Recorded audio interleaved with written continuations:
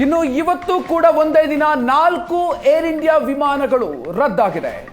Air India ವಿಮಾನದಲ್ಲಿ ತಾಂತ್ರಿಕ ಸಮಸ್ಯೆಗಳು ಪದೇ ಪದೇ ಕಾಣಿಸಿಕೊಳ್ತಾ ಇದೆ. 4 ವಿಮಾನಗಳು ಇವತ್ತು ಹಾರಾಟವನ್ನ ರದ್ದು ಮಾಡಿದೆ.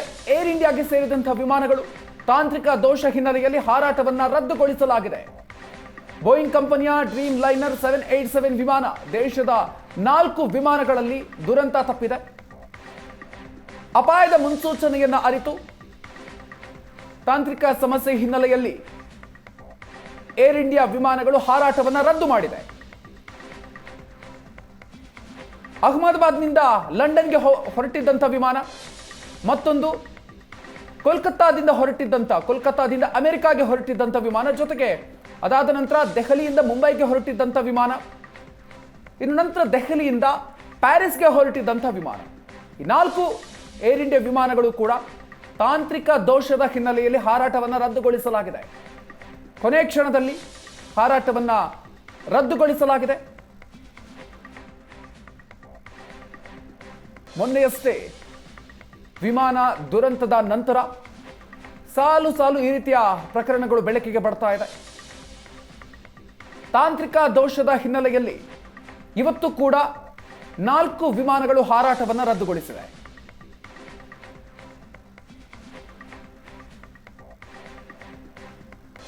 ಇದರಲ್ಲಿ 3 ಇಂಟರ್ನ್ಯಾಷನಲ್ ಫ್ಲೈಟ್ಸ್ ಮತ್ತು 1 ಡೊಮೆಸ್ಟಿಕ್ ಫ್ಲೈಟ್. ಅಹಮದಾಬಾದ್ನಿಂದ ಲಂಡನ್ಗೆ, ಮತ್ತೊಂದು ಕೋಲ್ಕತ್ತಾದಿಂದ ಅಮೆರಿಕಾಗೆ.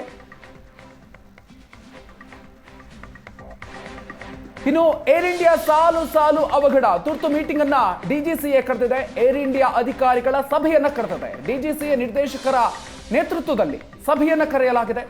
ವರ್ಚುವಲ್ ಸಭೆಯನ್ನ ಡಿಜಿಸಿಎ ಕರೆದಿರೋದು. ಸಾಲು ಅಪಾಯದ ಮುನ್ಸೂಚನೆಗಳು ಬರ್ತಾ ಇದೆ. ನಿನ್ನೆ ಕೂಡ ಅಷ್ಟೇ ಹಲವು ವಿಮಾನಗಳು ರದ್ದಾಗಿತ್ತು. ಇವತ್ತು ಕೂಡ ಅಷ್ಟೇ 4 ಏರ್ ಇಂಡಿಯಾ ವಿಮಾನಗಳು ಹಾರಾಟವನ್ನು ರದ್ದುಗೊಳಿಸಿದೆ. 3 ಅಂತಾರಾಷ್ಟ್ರೀಯ ಫ್ಲೈಟ್ಸ್, 1 ಡೊಮೆಸ್ಟಿಕ್ ಫ್ಲೈಟ್ ಇವತ್ತು ಕೂಡ ಸಮಸ್ಯೆ ಕಾಣಿಸಿಕೊಂಡಿತ್ತು. ಸೊ ಹೀಗಾಗಿ ಹಾರಾಟಕ್ಕೂ ಮುನ್ನವೇ ಪ್ರಯಾಣವನ್ನು ರದ್ದುಗೊಳಿಸಲಾಗಿದೆ. ಡಿಜಿಸಿಎ ನಿರ್ದೇಶಕರ ನೇತೃತ್ವದಲ್ಲಿ ಇವತ್ತು ಸಭೆಯನ್ನ ಕರೆಯಲಾಗಿದೆ. ಏರ್ ಇಂಡಿಯಾ ಅಧಿಕಾರಿಗಳ ಸಭೆಯನ್ನ ಕರೆಯಲಾಗಿದೆ. ಡಿಜಿಸಿಎ ನಿರ್ದೇಶಕರ ನೇತೃತ್ವದಲ್ಲಿ ವರ್ಚುವಲ್ ಆಗಿ ಸಭೆ ಕರೆಯಲಾಗಿದೆ. ಯಾಕೆ ಈ ರೀತಿಯಾಗಿರುವಂತಹ ಘಟನೆಗಳು ಪದೇ ಪದೇ ಕಾಣಿಸ್ಕೊಳ್ತಾ ಇದೆ?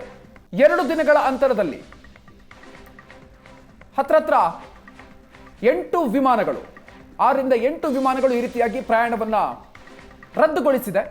ಇವತ್ತು ಒಂದೇ ದಿನ 4 ವಿಮಾನಗಳು ತಾಂತ್ರಿಕ ದೋಷದ ಕಾರಣದಿಂದಾಗಿ ತಮ್ಮ ಹಾರಾಟವನ್ನು ರದ್ದುಗೊಳಿಸಿದೆ.